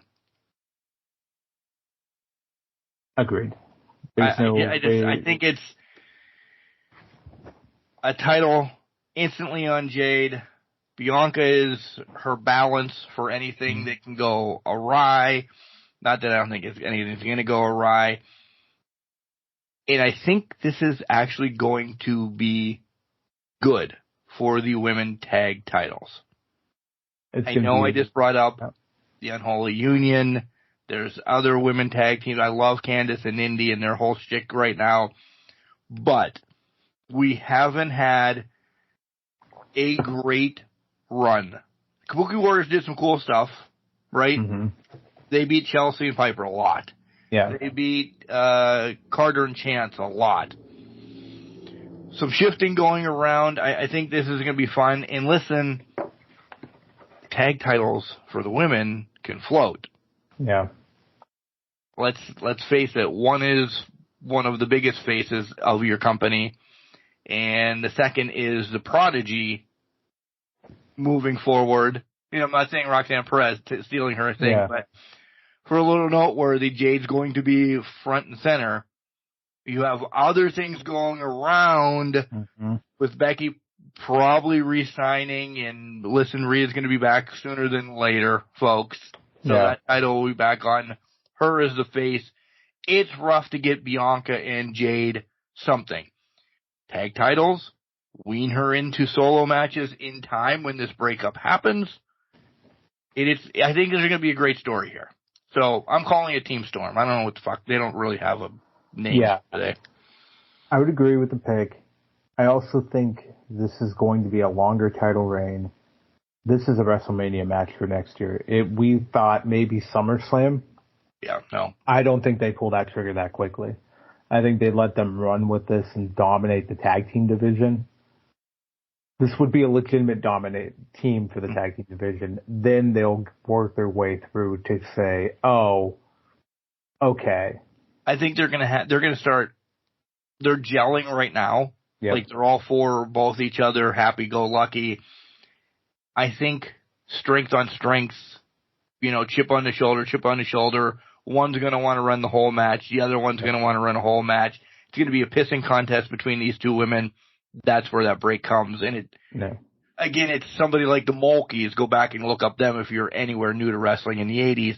Somebody like that is going to surprise them because they're too worried about their pissing match down the line. I think this is where the unholy union comes into play here. I think they've called them the Mulkeys, you son of a bitch. No. Listen to me here. Right. I think they're going to build them up. I think we're going to see a renaissance of the women's tag team division here. I think they've positioned Chelsea and Piper on SmackDown as well as Candice and Indy to be the first couple comeuppance, right? Then they're going to start bouncing around. I don't think if Unholy Alliance or Union or whatever they are comes into the fold, maybe they have a quick match early on, but then I think they are something down the line to build up to make an impact and to steal the tag titles away from them. I love it. Because that's how then you transition back to women's tag team. They have to establish the divisions. They're going to have these women run through people, but then eventually it goes to a tag team that's up and coming, needs the rub, and that would be the perfect, I think, combination to make that happen. I love it. So, all right. So we both got Team Storm. We'll probably be pretty close on this. So we probably are. Next up is RKO, KO, and the Bloodline. This is Solo and Tama to a T. Yeah, and I will pretty much guarantee it's KO that's taking the loss. Oh yeah. KO is going to get the pin. As much as we talked about Randy in the first segment, KO could take losses because of KO. Yeah. Whatever. He's going to be popular nonetheless. Yeah. But I guess the same can be said for Randy, but the true story of it is Randy is the bigger star, so they're going to give it to KO to take the loss. Right. All right. Women's triple threat match for the title. Bayley, Naomi, and Tiffany Stratton. Who you got? My heart so wants to go Tiffy. I hope. Yeah. I really, really, really want Triple H to know because this is the right time. Can it be a month reign? I think it establishes even more, and I think it makes sense to do it. If there's a rematch at whatever one's coming up, or she keeps it and gets screwed over at Money in the Bank, I mean, a month or two by Tiffy and she loses it and then jumps back into the picture, Rumble to Mania or something like that, I think it makes sense. But are they going to pull the trigger on Bayley already? So then what do we do with Bayley? I'm not picking Naomi. That's the downfall. It would shock me. So for me, it's between Bayley or Tiffy. Mm-hmm. But you brought up something, and I will make my pick before you about other members of the Bloodline and the draft only essentially taking place Monday. Well, this pay-per-view is on Saturday. Mm-hmm. Nia's already been drafted over to SmackDown. Did she cause a disruption? Because she essentially was disrupted. Yeah. That's why I have to pick Bayley. Because of that. Mm-hmm. And Nia takes Tiffy out. That she's not in and around the decision. So nothing really happens to Tiffy. I think Tiffy is protected in this match. Yeah. So I have see to that. take Bayley. Okay. I can see that. I'm taking Bayley as well. I do think Nia disrupts us somehow. I think Naomi's only in here for the loss. Tiffy is here because she's the up-and-comer, but Tiffy's time is not now. It's later this month as the Queen of the Ring. I will make that pick right now. Tiffy is your Queen of the Ring. I'm just going to throw that out there because she is literally in line for this. This would be how you reestablish the King and Queen of the Ring, well, the King of the Ring, but the King and Queen of the Ring to be a catapult for you to get to a main roster, upper level of a card, essentially. The winner of the men's, which I think is already written in stone as well, doesn't really need it, but he's going to get it anyways because he needs just the accolade itself. So I think Tiffy's on that path for the women. So to me, Bayley wins, but she beats Naomi because of that. Does Tiffy, and this could be a prediction we wait for, does Tiffy beat the Queen to become the Queen of the Ring?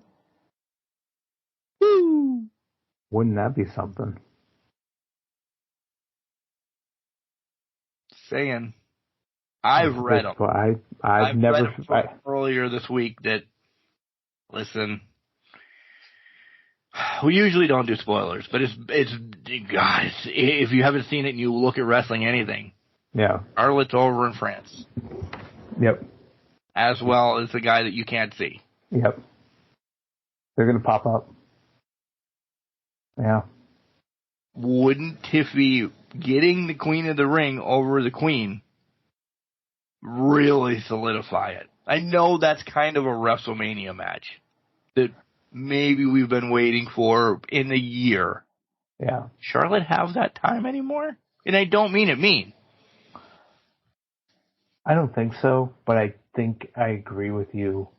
I don't think it's a WrestleMania match, ever. I never thought it was a WrestleMania match. I can see where you come with it, but to your point, Charlotte may already be thinking, I'm good. She's going to tie the record. Well, yes. She's probably she the one. She can tie the record as part. I mean, I'm not saying she's part-time right now. She can tie the record as part-timer. Shit.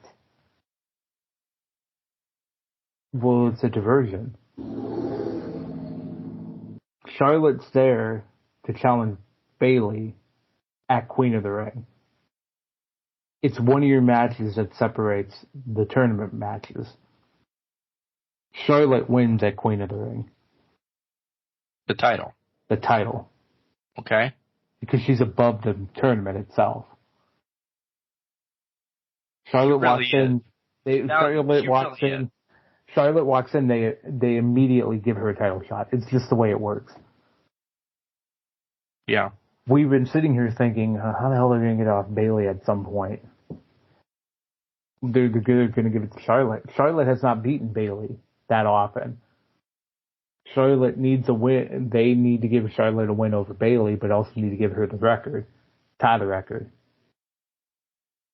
They'll pull the trigger. Yeah. And then Charlotte versus whoever at SummerSlam for Charlotte to drop the title off again.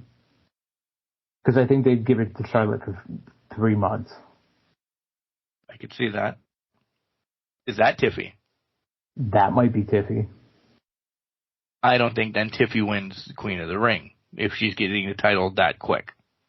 I do, because I think they use the Queen and King of the Ring like Rumble as the catapults, as the you're in now instantly in line for the title shots. This is where they establish it and where Gunther and Tiffy start to get established here. Okay. I love all of this. Yeah. Okay. All right. Wait. Let's do it. Prediction time. All the time. Tiffy's got to beat somebody then. Somebody in Queen of the Ring. That's right? where Nia comes into play. Okay. Nia's in Queen of the Ring. So let's bounce this off here. To your point, Nia comes in, takes out Tiffy. That now... They both announced, fuck this, we're both in the Queen of the Ring. Queen of the Ring. Then they're on opposite sides of the bracket. Finals, they meet. And that's how it gets there. I'm in. All right. Vega thrown in because she was the last reigning queen. We'll probably throw in Naomi, obviously. So Naomi would be one. I would take... Do you showcase Lyra in a match, maybe? I think you do. Yeah, Lyra would get it. They might try to throw Kiana in there just to throw Kiana in there. Because I'm going to guess they're going to start with 8. I would imagine. So we're at 6 now with those 6 that we've named. Kelsey, and kind of think somebody else from Raw. Liv. Well, no, Liv will probably face Becky. Mm-hmm. Pick one. Yeah, I don't. Right. Asuka. You know what I mean? It's like, whatever. Right. Dakota to that point. Touché, yeah. Then you have, like, the semis are Dakota, Nia, Naomi, Tiffy. To keep that Tiffy-Naomi match one more time. Yep. Can she get past her? Yeah. Nia gets it because it's Nia. Dakota, she's pulling the strings of damage control, so they'll push her forward. Yeah. Well, we booked that. And Gunther's just going to run roughshod. Yeah, there's no way Gunther's getting stopped. All right. World title time? Sure. All right, World Heavyweight Championship, Damian Priest, Jey Uso. I'm going out on a limb. Fuck it. Jey Uso wins the title from Damian Priest. Here's why. I think number of opportunities are going to open up here. I hinted at some earlier in the show. Mark's not aware of it because he hasn't watched the show yet. What I will say this is I think that leads into a trade on Monday, obviously, but there needs to be some sort of catalyst. There needs to be something happening here, and we need to get the title to Drew. And we've been saying for weeks, Damian and Drew doesn't seem like it's computing in two heels. That doesn't make sense. Jay is as hot as ever.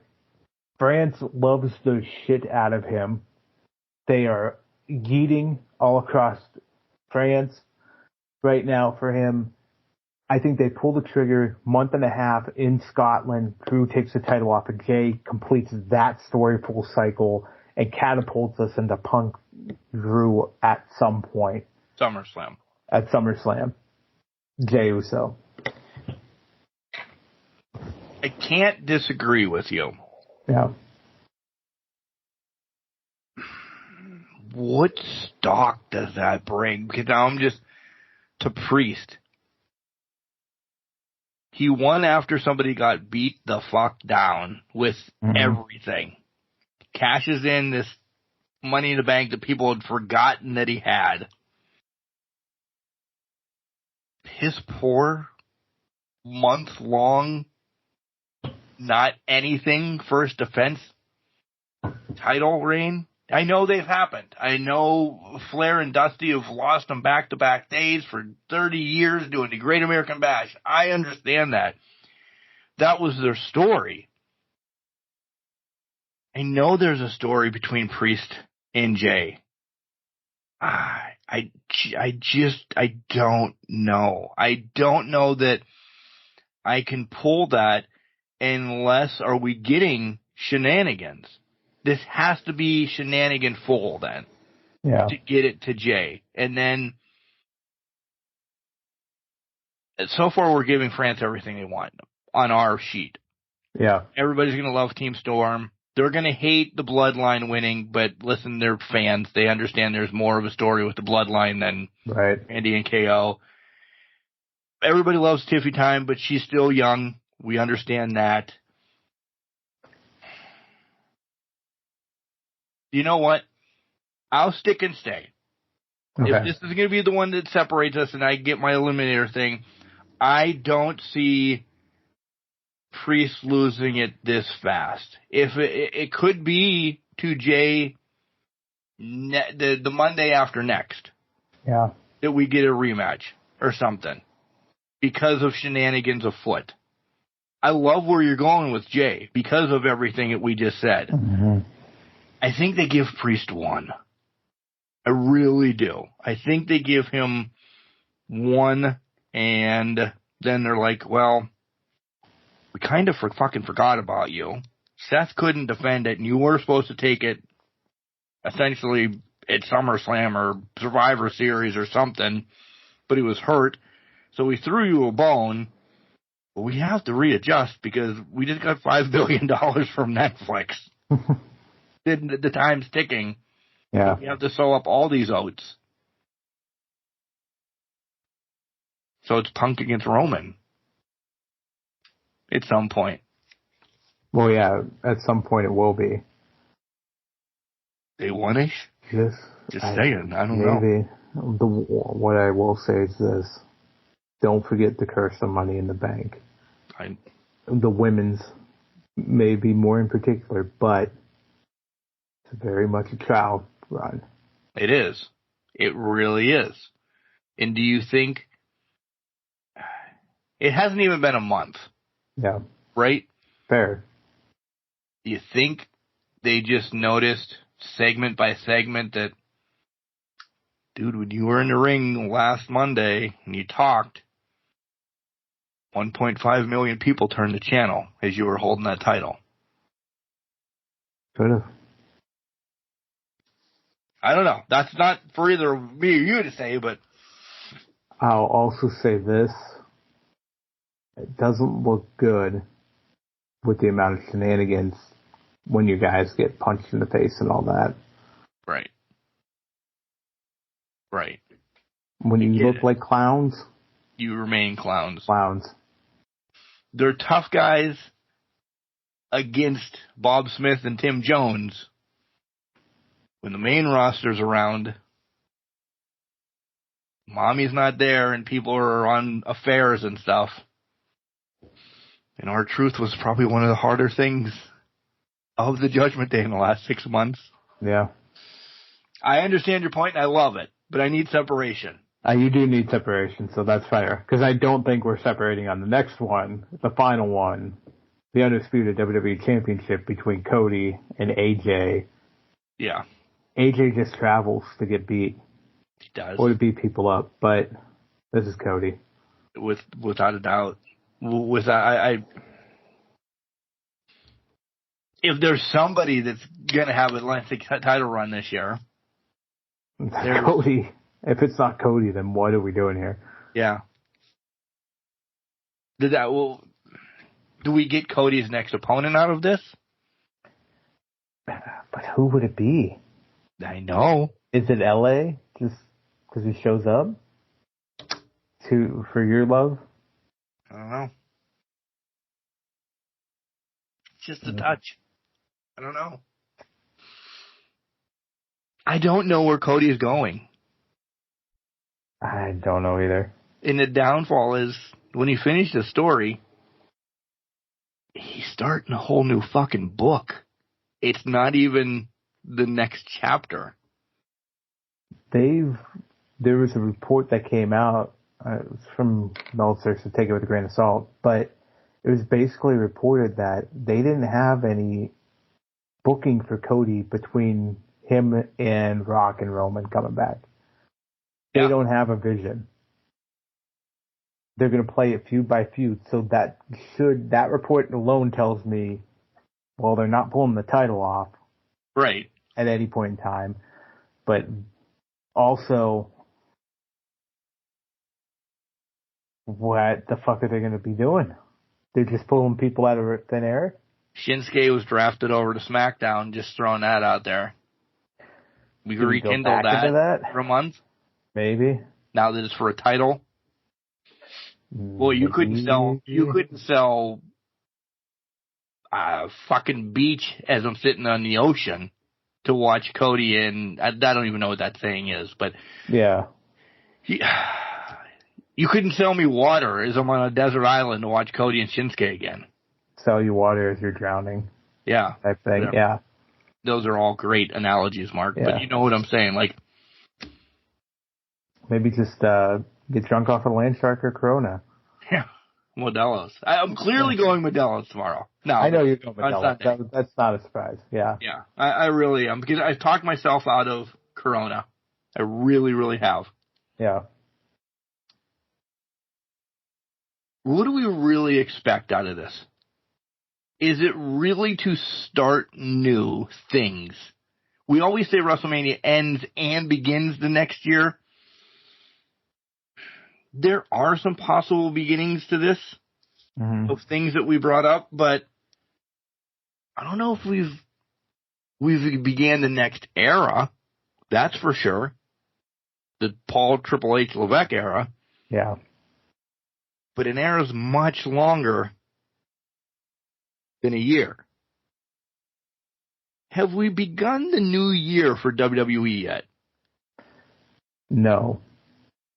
But I think we do with Backlash.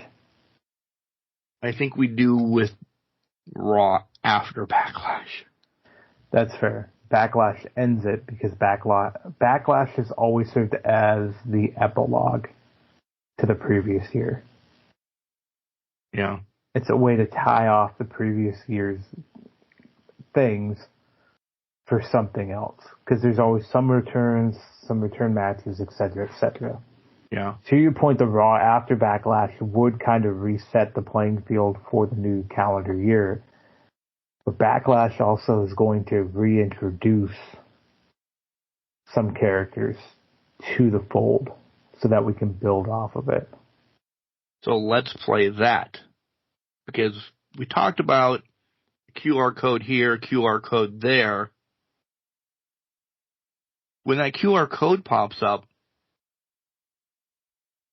is that where I'm sticking with Priest?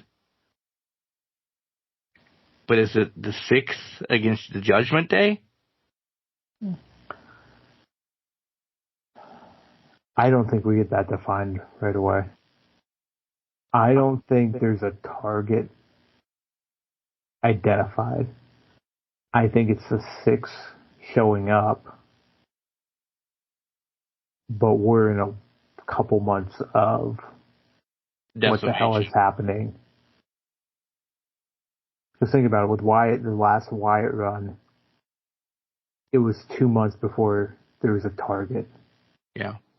Really, probably like a month, but before LA Knight became the target, it was more about him being introduced and Uncle Howdy being the stalking character behind it. I think you have that same thing happening here. The 6 are going to pop up, but it's going to be stalking until the victim's identified. So as we talk about that return, where's Alexa fit into everything? Doesn't she just get skyrocketed being involved into this? She make it to the Queen of the Ring? Could.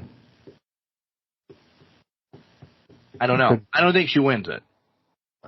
She does not need it in this persona that we're suggesting that she's coming back at. I don't think it fits as well with what they're going to do with her. I think at some point we wrap back around to Liv and Alexa. That's where Alexa gets a title. That could be. That could very well be. But I think with this, don't expect Alexa to be the only woman in the group. Right. Based on links and everything that can be broken down. Right. Things could crisscross. Big time. It would check your sanity in a whole lot of different ways. Right. Members have had red beards. Yeah, I mean, Redbeard's a goat. Just to say howdy. Just to say you're believing. Yeah. It doesn't cause a schism. Does not cause a schism at all. No schisms? No schisms whatsoever. Okay. So we named them all. I think so. That was 6, right? Yeah. Okay. I wasn't counting. But I agree. I think it could be... All right, see you, folks. Oh, my God, we're still on TV? I think it's a callback. Extreme Rules. Yeah.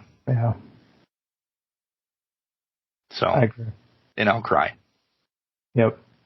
Right before I watch the Kentucky Derby. It's a good segue.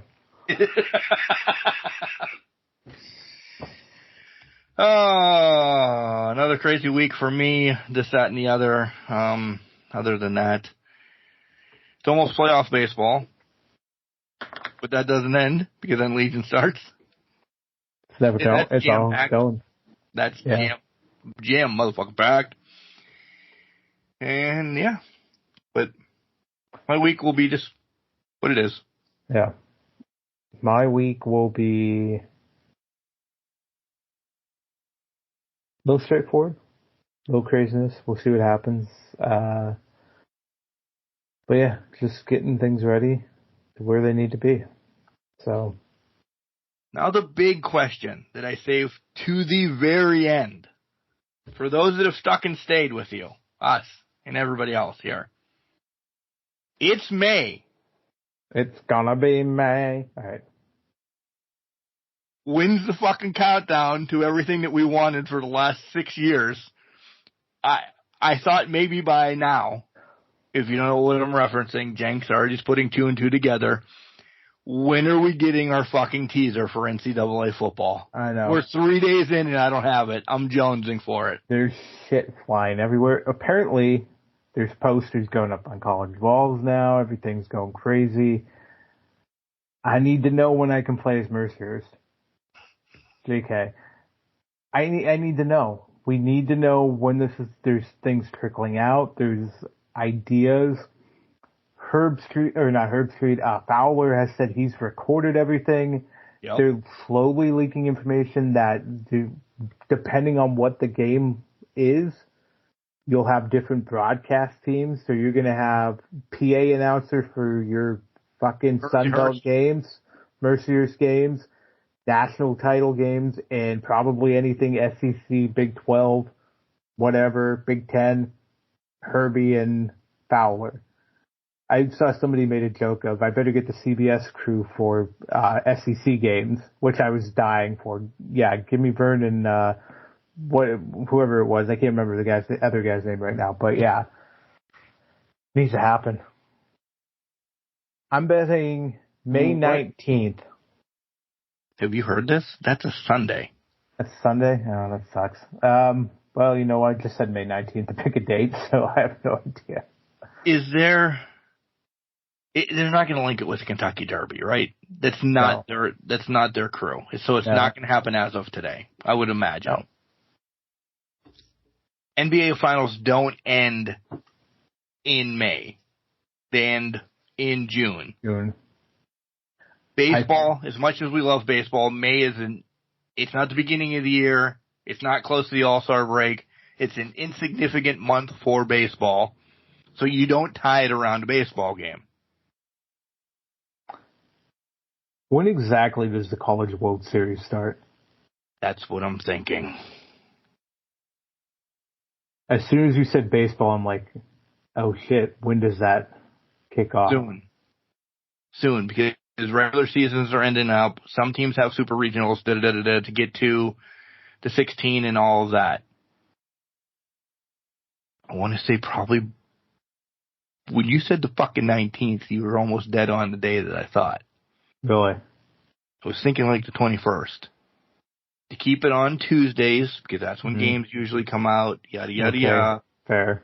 Was thinking the 21st, which is still so long away, but so close. Yeah. That's roughly around World Series time. It's perfect timing then. That's your lead in. Then you can use that for, oh my God, they're talking about college football. Oh, there's college, because you're searching NCAA. You're going to get college baseball pulled up and, oh, there's baseball? What's going on here? Let me look at, you're getting eyes on the product. Yeah. I think. If it's before, great. Great. But I think it's near the end of the month. Yeah. Last question, then we'll wrap this sumbitch up.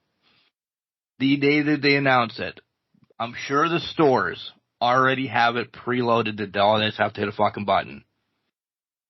Are you buying first day?